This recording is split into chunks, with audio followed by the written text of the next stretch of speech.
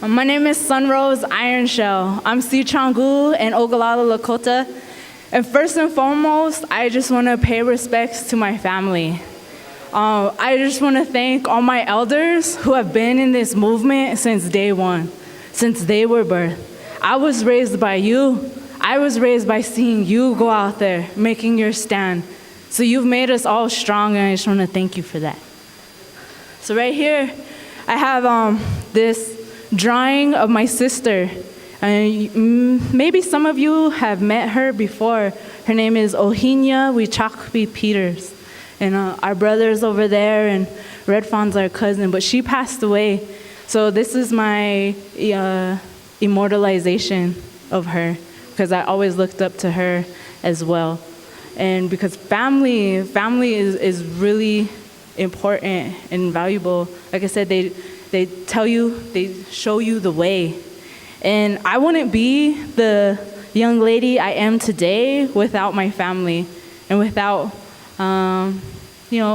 the movement, the AIM movement. So they always call me an AIM baby.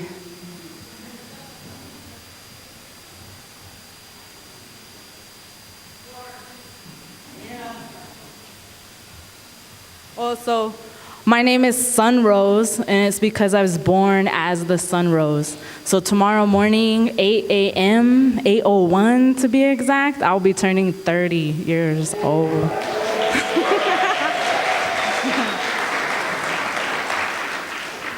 But this is one of my newest pieces. I don't know if you can see it with the glare, but it says dead water. And right here I have a skeleton, a skull of a sturgeon. How many people know about the sturgeon? Anybody? Raise your hand. Sturgeon? Ooh, y'all gotta go back to school.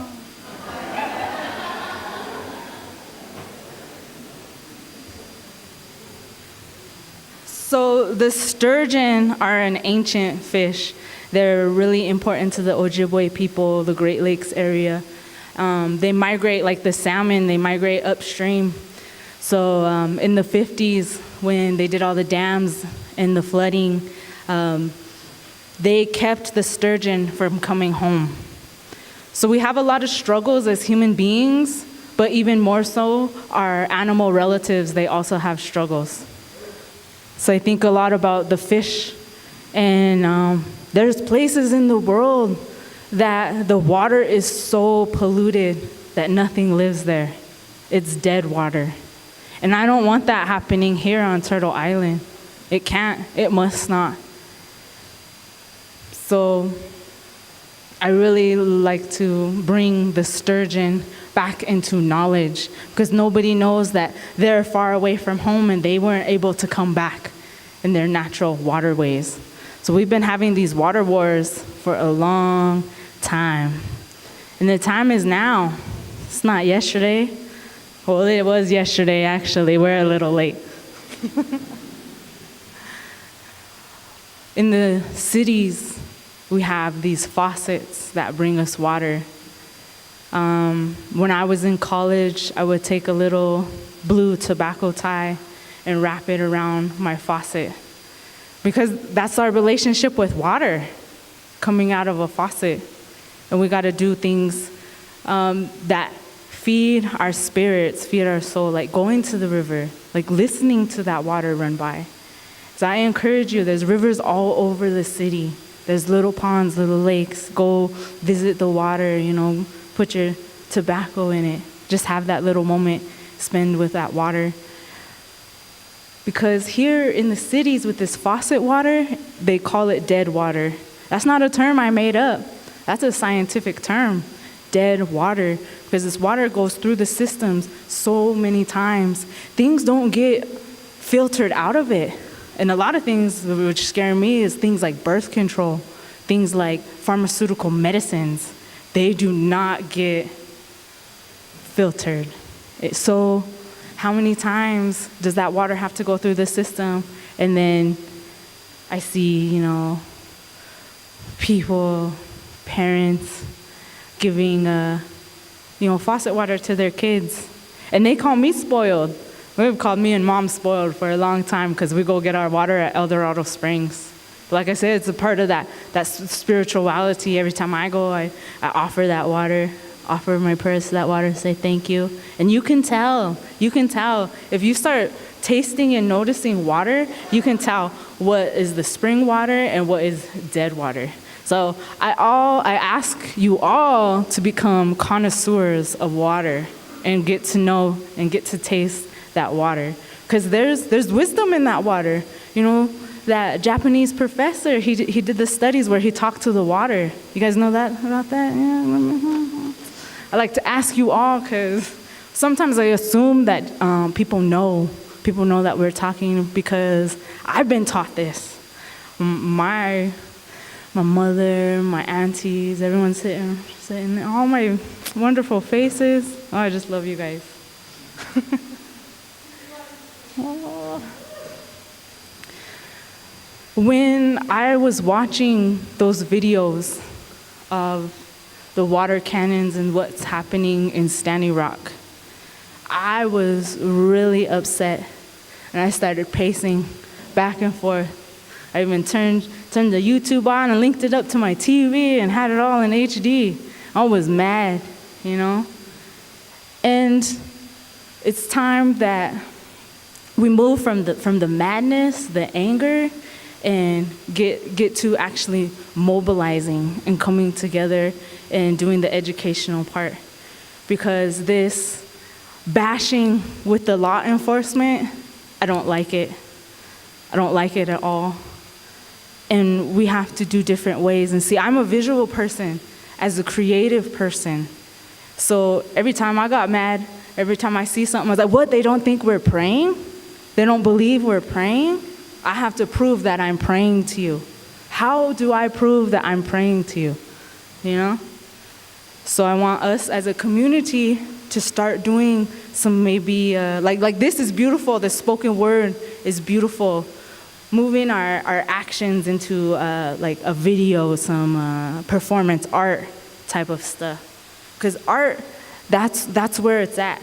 I think about how these oil execs, how are we going to help them open their eyes? And I think about their children. If you can get their children and they can start preaching mini wichoni to their parents, I think that's powerful. Our imagery is also powerful because our imagery has been stolen. Like I said, as an artist, as a visual person, a visual thinker, this image of the female in a headdress, that's been one of our biggest combatants, because it's a colonial tool that they used specifically to target Native women. So I'm 30 years old, and I see white privilege in ways that I don't think other peoples look at it. An example is I see a white woman, beautiful white woman, just jogging down the road, you know, minding her business. See, me as a Native woman, I feel like I would never put myself in that risk. Because I'm a Native woman, I'm 10 times more likely to get snatched up and stolen. So that her having that privilege, that's something that I can't do. I can't go for a quick run, you know, in some shorts. And so that is a colonial tool. Back to the imagery, back to the Redskins, that we are systematically, well, America is systematically brainwashed, you know, to think less of that Native woman. And we've been talking about it for a long time, our missing and murdered Indigenous women. So I see all you women, all you young ladies here, and I want to challenge you to live for those ones who can't. Because I think about that a lot. Sometimes I feel real bad. I was like, oh man, they didn't call me, they didn't include me, you know, or I get sad. But that's me holding myself back. And I think about all my missing sisters who aren't here. And we have to live for them. We have to live strong for them. We have to dress in a good way, respectfully, go around and present ourselves in a good way. Because you may not know it. You may just get ready for the day and go out in the world, especially because we're here in the cities. We go out to the world and people don't recognize you as a native person. Has anyone been called a unicorn? Oh man, they call me a unicorn for being from Denver because all the new people have moved into town, but they don't know our levels of unicorn as native women because we are very, very few and far between. So I just want to uplift you and just challenge you to think about that. Think about your missing sisters who are not able to do the things that you can. Go for a run, for example. But I'm really proud of the Denver community. Every time you see something happening in Standing Rock, I see a Denver person.